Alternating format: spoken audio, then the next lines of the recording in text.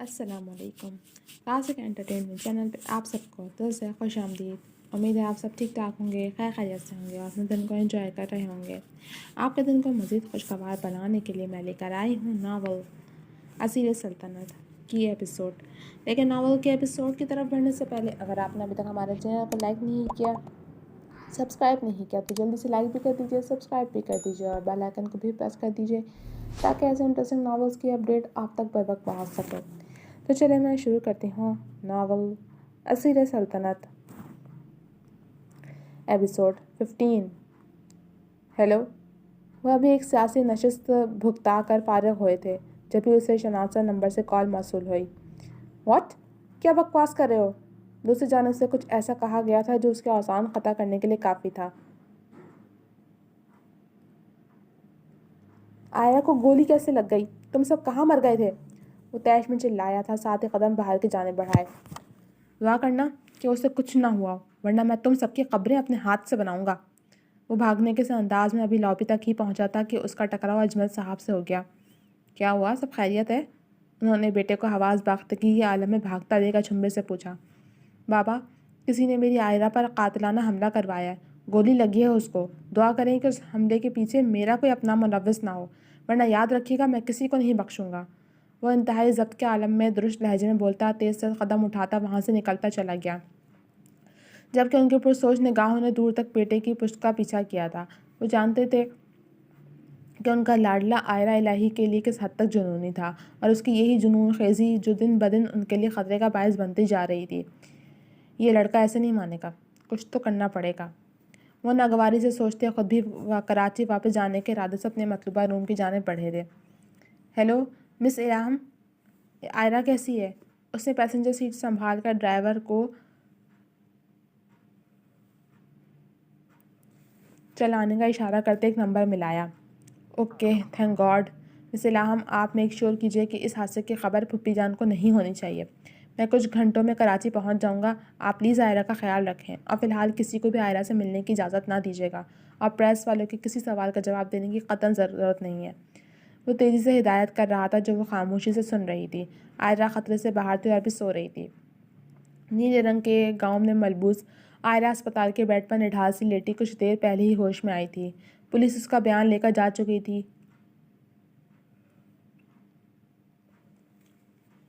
جبکہ اب وہ چتلیٹی سپاٹ نظروں سے چھت کو گھورتی اس منظر میں ہی کھوئی ہوئی تھی جب اسے گولی لگی تھی۔ گولی اس کا بازو چھو کر گزر گئی تھی، وہ زمین پر گر گئی تھی۔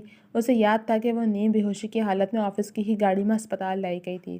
الہام اس کے ساتھ ساتھ تھی، اس کی بینڈیج کر دی گئی تھی۔ مروان کو یقیناً اب تک خبر لگ چکی تھی۔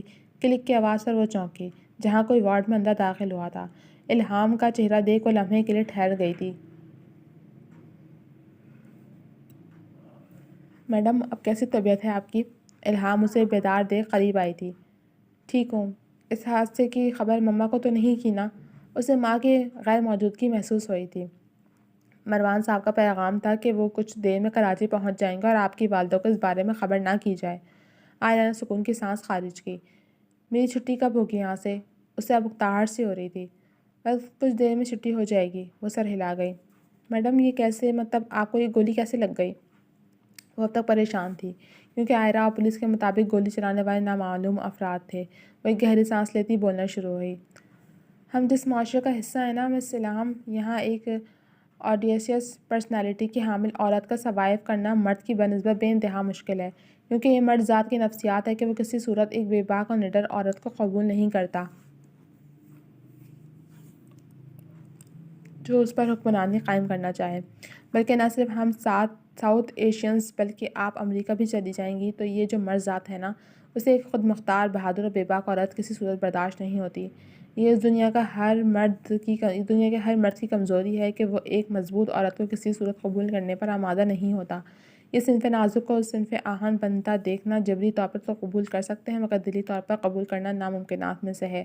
آپ تاریخ اٹھا کر دیکھ لیں یا کسی بھی چھوٹے سے چھوٹے ادارے میں کام کرنے والے مرد کو دیکھ لیں، وہ کتنا بھی باظرف ہو مگر دلی طور پر کبھی بھی کسی عورت کی کامیابی برداشت نہیں کرتا، اور یہی وجہ ہے کہ ان تمام مردوں کو آئرہ الہی کا وجود اس قدر کھٹکتا ہے کیونکہ یہ ان کا نفسیاتی اور جنس کا مسئلہ ہے۔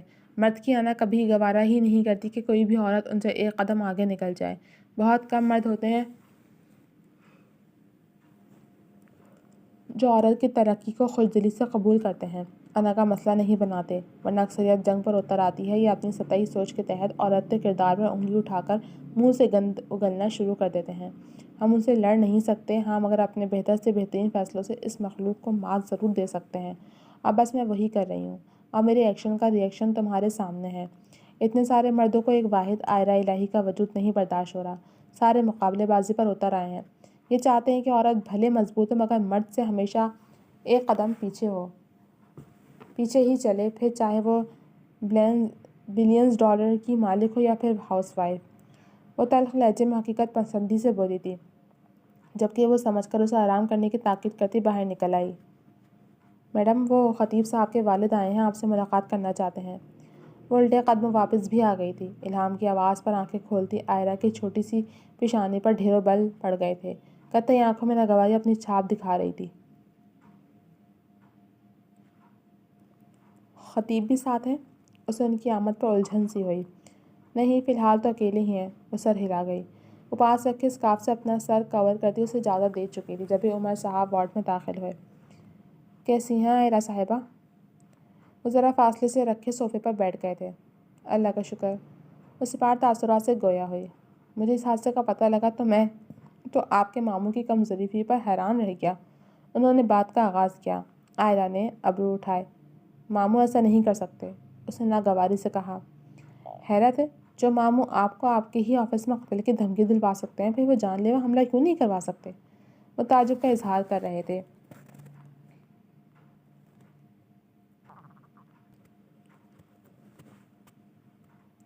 آئرہ کے ماتھے پر بل نمودار ہوئے۔ آپ کو کیسے معلوم ہوا کہ مجھے قتل کی دھمکی ملی ہے؟ وہ سٹپٹائے۔ اس نے بغور ان کے تاثرات کا جائزہ لیا۔ وہ مجھے ابھی آپ کے اسٹاف کی زبانی پتہ چلا کہ کل صبح اجمس کی جانب سے کچھ بندوں نے آپ کو گھیر لیا تھا، وہ وضاحتی لہجے میں بولے۔ مگر یہ حملہ ماموں جان کی جانب سے نہیں کرایا گیا۔ وہ مجھے پسند نہیں کرتے مگر وہ کبھی اس حد تک نہیں جا سکتے۔ وہ نہ جانے کیوں ان کا دفاع کر رہی تھی۔ عمر صاحب کو اس کا انداز ایک آنکھ نہ بھایا تھا۔ تو پھر کون ہو سکتا ہے؟ وہ پرسوچ ہوئے۔ کوئی بھی ایسا دشمن جو میرے بہت قریب ہو۔ اس کی کھوجتی نگاہیں ان کے چہرے پر ہی مرکوز تھیں۔ تو ممکن ہے کہ مروان سلطان، وہ قیاس لڑا رہے تھے۔ مروان کیسے؟ وہ انجان بنی تھی۔ آپ نے مروان سلطان کے بھائی کے قاتل کو آزادی دلوائی ہے، یعنی خطیب عالمگیر کو؟ اس نے ابرو اٹھائے۔ مگر خطیب تو بے قصور ہے۔ یہ حقیقت تو آپ اور میں جانتے ہیں نا آئرہ صاحبہ، مگر مروان سلطان تو اپنے باپ کو بے گناہ، خطیب کو قاتل سمجھتا ہے، اور آپ کو اپنا سب سے بڑا رقیب، کیونکہ آپ کی وجہ سے آج خطیب سلاخوں کے باہر ہے۔ وہ سمجھ کر سر ہلا گئی۔ ویسے میرا نہیں خیال کہ ایسا ہے، بھلا مروان کیوں مجھ پر حملہ کروائیں گے؟ ہم ناراض ضرور ہیں مگر کزنز ہیں۔ اس نے اپنی رائے کا اظہار کیا۔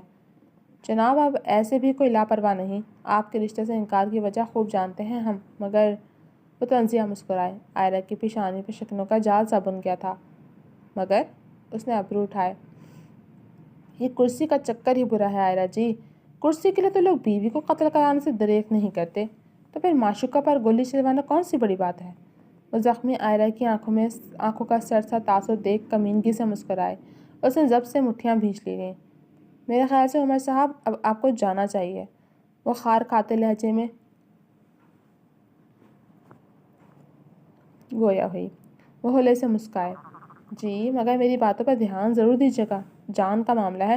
آفٹر آل آپ اپنی والدہ کی اکلوتی اولاد ہیں، اور اولاد کا غم تو ویسے بھی جان لیوا ہوتا ہے۔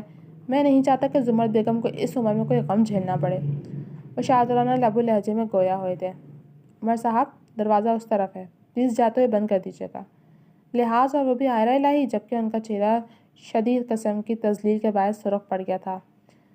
بیٹا مانا کہ جوان ہو، وکیل بھی ہو، اور گرم خون بھی، مگر بڑا ہمیشہ بڑا ہی رہتا ہے۔ وہ جتاتے لہجے میں تن کر کھڑے ہوتے باہر جانے کے لیے آگے بڑھے تھے۔ اپنی عزت اپنے ہاتھ میں ہوتی ہے انکل۔ بڑے کو چھوٹے کے سامنے منہ کھولتے وقت کچھ نہ صحیح تو اپنی عمر کا ہی لحاظ کر لینا چاہیے، کیونکہ بڑا تھپڑ مار دے تو چھوٹے کی عزت میں کوئی فرق نہیں آتا۔ البتہ اگر چھوٹا پلٹ کر یہی عملاً دہرا دے تو بڑا کہیں منہ دکھانے کے قابل نہیں رہتا۔ وہ ان کی پشت گھورتی درستگی سے بولی تھی۔ یہ ان کے کچھ دیر قبل بولے گئے سخت لفظوں کا رد عمل تھا۔ آئندہ کے لیے ہوشیار رہیے گا عائرہ صاحبہ، کیونکہ آپ کے مخالفین کے شوٹرز کا نشانہ اس بار تو چوک گیا، مگر ہر بار ایسا نہیں ہوگا۔ وکیل ہے تو نظر بھی سب طرف رکھیں۔ وہ اپنے لفظوں سے نہ جانے کیا جتانا چاہ رہے تھے۔ فکر نہیں کریں انکل، میری نگاہیں ہر طرف ہیں، میری نظر وہاں بھی ہے جہاں آپ کی نگاہ بھی نہیں ہے۔ وہ استہزائیہ مسکرائی تھی، جبکہ وہ غصہ ضبط کرنے کے چکر میں سرخ پڑتے وہاں سے نکلنے کو ہوئے۔ جبھی وہ مزید بولی، اپنے لاڈلے کو بتا دیجیے گا انکل کہ اب وہ اپنے لیے کوئی دوسرا وکیل تلاش کر لے، میں مزید اس کا کیس نہیں لڑوں گی۔ وہ باور کراتے لہجے میں بولی، بیٹا جی اب آپ میں اتنی طاقت ہے بھی نہیں کہ آپ ہمارا مقدمہ لڑ سکیں۔ فی الحال تو آپ اپنا خیال رکھیں، کیونکہ اس شغل و بیانی کے باعث بہت سے دشمن پال رکھے ہیں آپ نے۔ وہ طنزیہ مسکراتے وارڈ سے نکل گئے تھے، جبکہ وہ سرہانے سے ٹیک لگاتی آنکھیں مون گئی۔ آئرہ کیسی ہے اب؟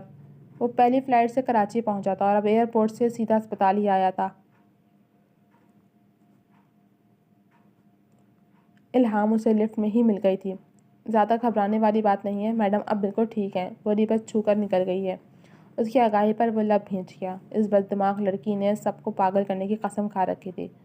سر ویسے آپ بالکل ٹھیک وقت پر آئے ہیں، ابھی میڈم جاگ ہی رہی ہیں، کچھ دیر قبل ہی عمر عالمگیر صاحب میڈم سے ملاقات کر کے گئے ہیں۔ وہ مزید گویا ہوئی، کیا خطیب بھی ساتھ آیا تھا؟ میرے منع کرنے کے باوجود ملاقات کی اجازت کیوں دی؟ اس کے بھاگتے قدموں کو بریک لگی تھی۔ نہیں، عمر صاحب اکیلے ہی تھے اور میڈم کی پرمیشن تھی تو اس کی خود سردی پر لب بھینچ گیا۔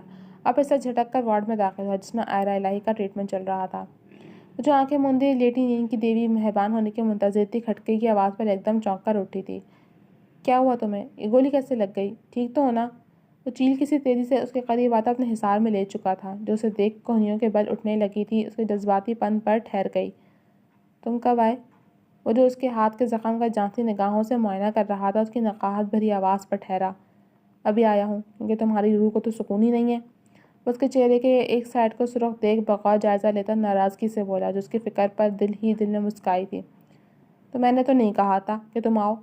وہ مصنوعی خفگی ظاہر کرتی واپس لیٹ گئی۔ مروان نے گھور کر دیکھا مگر خاموش رہا۔ یہ چہرہ کیوں سرخ ہو رہا ہے؟ یہاں بھی چوٹ لگی ہے کیا؟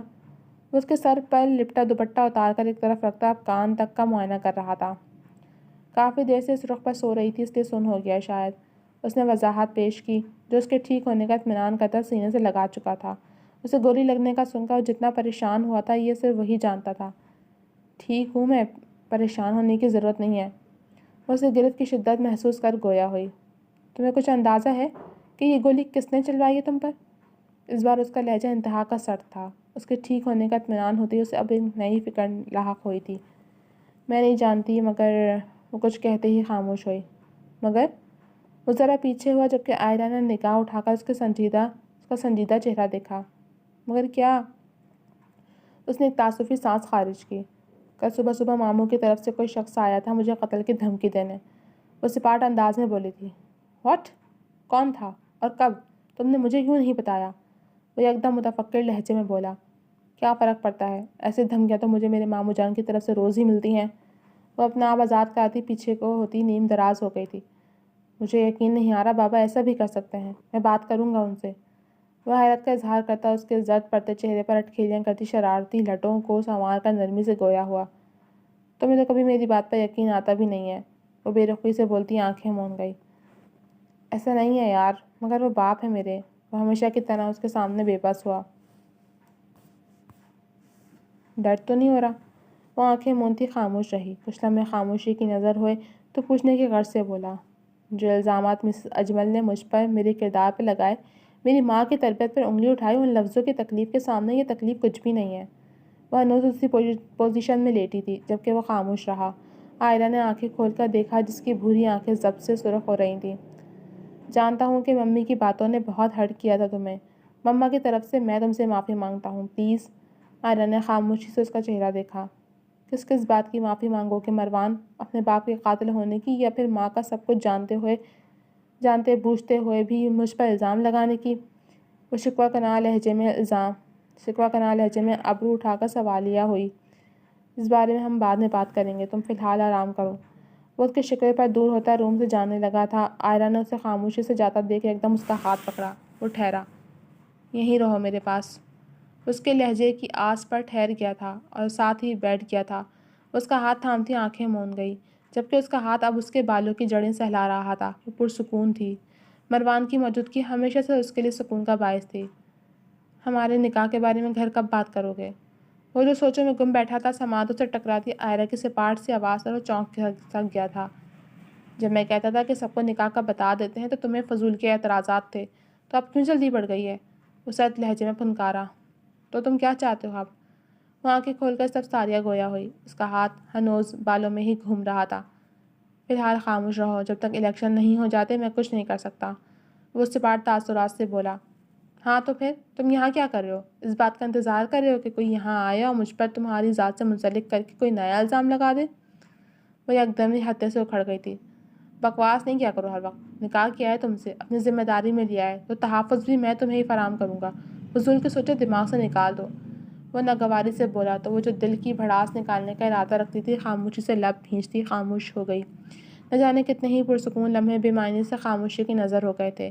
مروان نے ذرا سی نظر پھیر کر دیکھا تو شاید غنودگی میں چلی گئی تھی۔ وہ دھیرے سے اس کے پاس سے اٹھا تھا تاکہ اس کی نیند خراب نہ ہو۔ میری ضدی بیرسٹر، وہ خود ساختہ قیاس کرتا دھیرے سے چہرے پر جھکا تھا اور پیشانی پر اپنے دہکتے لبوں کا لمس چھوڑتا پیچھے ہوا، جس کی نیند میں ذرا خلل پڑا تھا۔ وہ مسکرایا اور باری باری دونوں آنکھوں اور گالوں پر بوسہ دیتا وہ مسکراتی نگاہوں سے چہرے پر جھکا کھڑا تشنہ نگاہوں کی طلب پوری کر رہا تھا۔ اس کی پرتپش نگاہوں کا ارتکاز ہی تھا کہ اس نے پٹ سے ایک لمحے میں آنکھیں کھولی تھیں۔ میری نیند کا ناجائز فائدہ نہ اٹھاؤ مروان سلطان، وہ تھوڑی سی آنکھیں کھولتی گھور کر بولی تھی، جو بھرپور مسکراہٹ سے جان بوجھ کر اس کا ہاتھ نرمی سے قابو کرتا چہرے پر جھکا تھا اور باری باری دونوں آنکھوں اور گالوں پر شدت بھرا لمس چھوڑتا مسرور سا پیچھے ہوا۔ مروان کی ذرا سی قربت پر ہی اس کے گال دہک اٹھے تھے۔ میری محبت تو تم سے برداشت کی نہیں جاتی، ذرا سی قربت پر لال ٹماٹر ہو جاتی ہو۔ پر جو میں نے اپنے جنون سے واقف کرا دیا تو کیا ہوگا بیرسٹر صاحبہ؟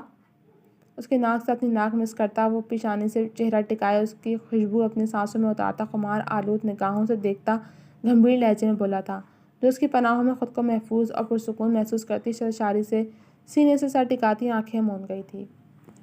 جی تو جناب، کیسی لگی آپ کو یہ ایپیسوڈ؟ کمنٹ سیکشن میں اپنی رائے کا اظہار ضرور کیجیے گا۔ آخر کس نے عائرہ الہی پر جان لیوا حملہ کروایا ہے؟ کیا خطیب عالمگیر کے والد، یا خود خطیب عالمگیر، یا پھر اجمل صاحب نے؟ کون ہے آخر سب کے پیچھے؟ تو اپنے تکے لگائیے کمنٹ سیکشن میں اور اگلی قسط کا انتظار کیجیے۔ جلد ملتی ہوں آپ سے۔ اللہ حافظ۔